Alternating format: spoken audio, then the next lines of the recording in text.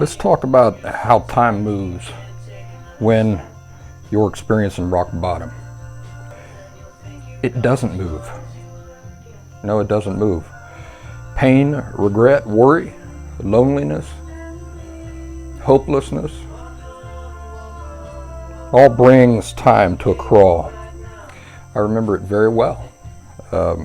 Those of you who have been following my work with the Last Symptom for a while know that I hit rock bottom, and then I spent 7 years recovering from borderline personality disorder authentically and permanently.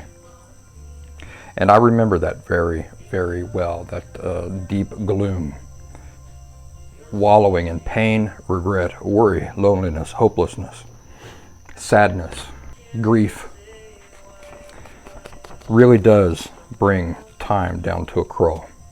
And so it seems like I lived many lifetimes in those 7 years that I was recovering and coming off of that period of having hit rock bottom. You know, we often think about rock bottom as being something that only alcoholics or drug addicts experience. No, people with emotional disorders also experience rock bottom. And what it is, basically, is it's a moment of truth. It really allows for somebody to tap into genuineness and sincerity in their approach to their emotional health. So probably up until then, they've made promises and stuff to other people and for other people, but now they're taking it seriously. Now it's for them, and they're going to do it for real. So there's this song. I don't want to tell you what the name of the song is because I don't want to endorse it. It expresses a lot of unhealthy things. But there are some verses in the song which are just, I remember in my own personal recovery, felt like they perfectly expressed what that experience, time was like for me during that experience. And it says like this: time will be the enemy when you're locked in a world of pain. Days go floating by. It just doesn't change. It just stays the same. Now, if you are somebody who has hit rock bottom or currently going through your rock bottom and you're experiencing this agony of slow-moving, stagnant time, as I've described, what can you do? Well, there's 2 recommendations or things I'd like you to keep in mind.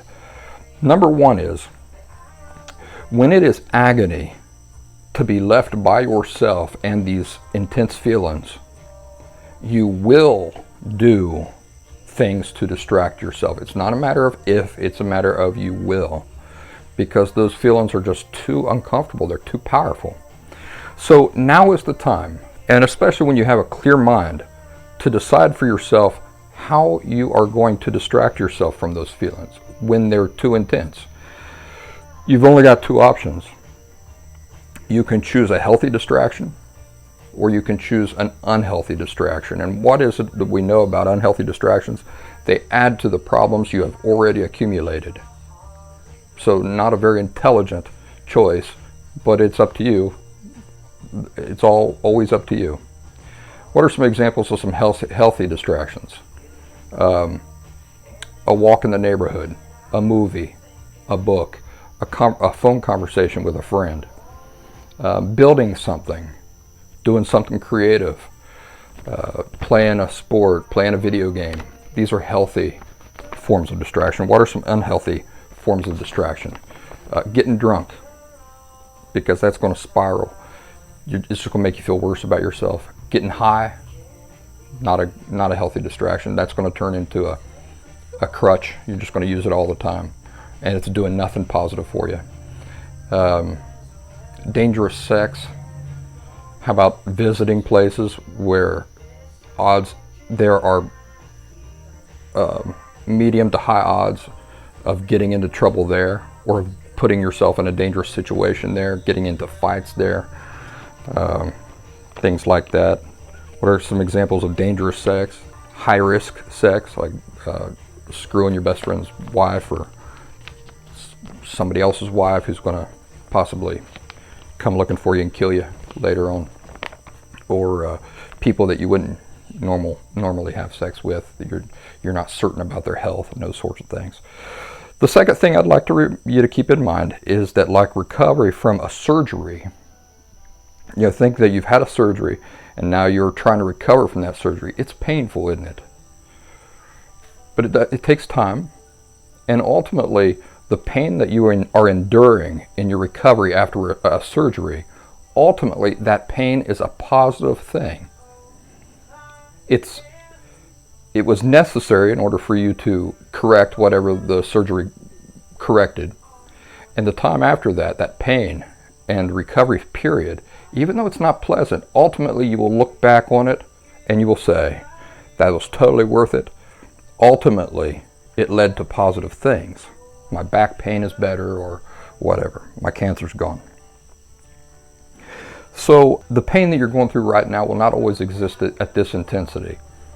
That intensity will go way, way down, and you'll look back on the experience. I know it's hard to believe right now when you're dealing with that pain, but if you do the right work to authentically rid yourself of the causes that led you to that pain in the first place, then I promise you that ultimately you will look back at that pain in that period of time as a positive thing. It won't ever stop being a painful thing. I mean, you're never going to look back on it and go, wow, that was just the most enjoyable time of my life. But you'll look back on it as a positive thing. You'll still feel pain and regret about that you had to go through that at all, but you will look back on the whole thing as ultimately very positive if you use it to fuel your own efforts toward authentic recovery. The other lyrics in that song that I read to you go like this: now the sun shines in my heart. Time is now a friend to me. And you'll feel that way too if you endure this. And you've probably heard the term survivor's guilt. I was just talking to somebody earlier today about this.